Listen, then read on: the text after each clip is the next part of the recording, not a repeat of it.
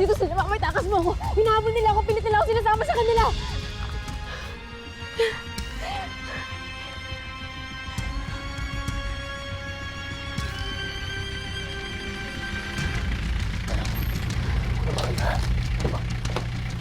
Joanne! Joanne! Halika na! Tumabi ka pa eh! Tumabi! Paeng! Hindi ako magdadalawang isip na ipabalik kita sa mga to! At baka nakakalimutan mo, Paeng, ha? Kayo at ang tatay mo ang dahilan kung bakit nabatay ang asawa ko at kung bakit nasira ang buhay namin! Hindi ma, hindi si Paeng ang tatay niya. Alam ko mali ang ginawa ng tatay ko. Pero pinabayaran niya na yun. Hindi ko hayaan masaktan si Joanne dahil mahal na mahal ko po siya. Mahal? Mahal?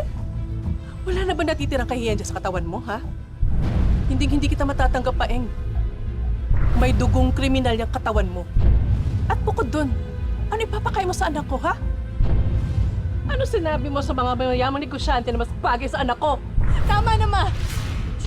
Yan yung dahilan kung bakit ako lumaya sa pamilya natin.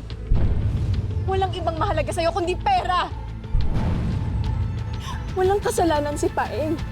Pero sobrang mo siyang maliitin. Mas pipiliin ko pa yung simpleng buhay na masaya. Kesa naliligo ako sa pera pero para akong nasa bilangguan. Magpapakasal kami sa ayaw at sa gusto nyo. Sige na, kalma ka lang,